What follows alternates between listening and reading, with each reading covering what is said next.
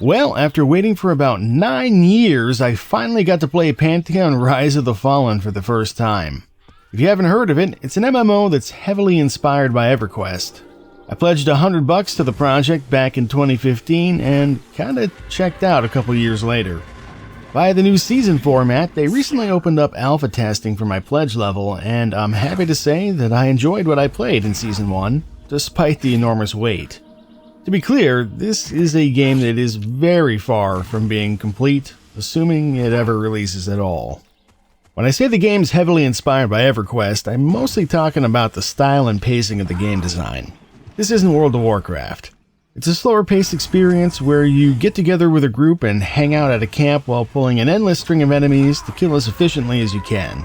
I'm not sure there are any new MMOs that feature that kind of gameplay, and that's what makes Pantheon unique in the current market. The closest thing I'm aware of is Project 1999, which is an old-school EverQuest emulation server.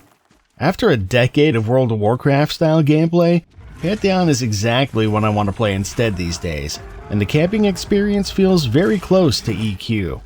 While there's no character customization implemented right now, there are a bunch of classes to choose from, all which are more or less analogous to what was in EverQuest.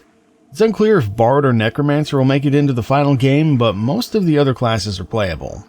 There are a bunch of planned races as well, but the only thing available right now is Human. For Season 1, I focused my time on the Shaman, since apparently it's one of the most complete classes, and there was a new pet system that was implemented. I've also got a fair amount of experience with the EverQuest Shaman through Project 1999. Now, as far as the pet goes, unfortunately you had to be level 10 to be able to use it, and I didn't quite make it that far in the 25 or so hours that I played over the course of a week, so maybe I'll be able to talk about that if I make future Pantheon videos. Regardless, playing as a Shaman was an enjoyable experience. They've got a mix of damage over time and healing over time spells, which makes them fairly versatile, and I didn't have much difficulty soloing for the most part. Mana regeneration is far less punishing than it was in EverQuest back in the day, and that makes a big difference when you're on your own. I'm not exactly sure how non-healing classes like a warrior or a wizard would fare. Shamans can swing a few weapon types, mostly involving sticks like spears and clubs, but they can also use other weapons like axes and daggers, and I had a special ability for each that helped my DPS at least a little. Those abilities were managed by a tertiary resource called Readiness, which seems to refill by engaging in combat. There is a little bit of strategy involved, since skill slots are limited, sort of like the old EverQuest spellbook system. So even at level 8, I was having to make choices about what spells and skills to equip. Additionally, there's a system called Mastery that lets you enhance your skills over time. So a healing spell might heal for a little more, or a debuff spell might buff you as well. Shamans also get access to a suite of group buff spells, which are thankfully on their own utility skill bar. These buffs are generally for stats or the ever-desirable movement speed buff, called Windstrider in Pantheon as opposed to EQ's Spirit of Wolf. You could actually stack different levels of the spell due to a bug, which made for some fun results like infinite sprinting.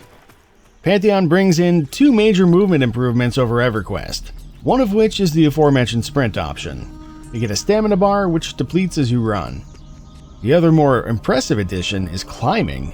If you're familiar with Breath of the Wild, it works sort of like that, and it adds a lot of fun to the game's traversal. Want to see what's up that cliff? Just climb.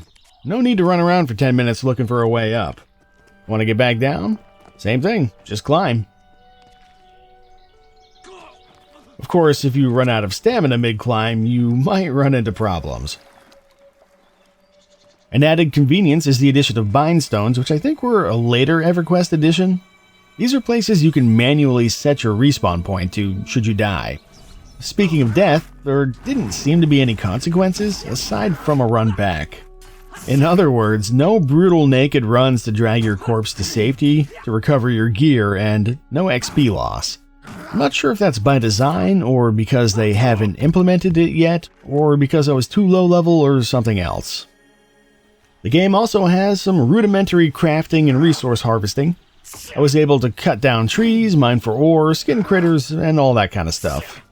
Using skills like outfitting and woodworking, I was able to craft myself a full set of leather armor, a shield, and a weapon, as well as some bags and bank storage boxes. All useful stuff. There are a bunch of other skills, but I'd say overall, crafting still needs some time in the oven. Inventory management is kind of a chore right now.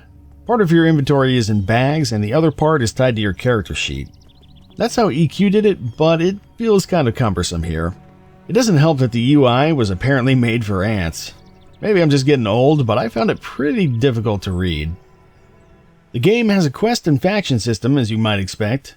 The factions don't really seem to be implemented in a meaningful way yet, and there aren't really very many quests in the game. I think I completed maybe a dozen in the Season 1 area. I'm not sure if more exist elsewhere, but I kind of doubt it's anything substantial. To the game's credit, there aren't any quest markers at all. You need to read the quest text and hope that gives you the clues you need to figure out where to go. Or just ask Chad in the OOC channel, I guess. Another thing I really like is the absence of a map. If you want to figure out where you are, then you gotta learn how to navigate by landmarks, my friend. Mercifully, you do at least get a functional compass though, so you don't need to mash a button 50,000 times to level up your sense direction skill like in EverQuest. I would like to see general area maps added to the game, maybe ones you could buy from vendors, just as long as they don't actually show you where you are. As far as graphics and sound, well, some of the music is great.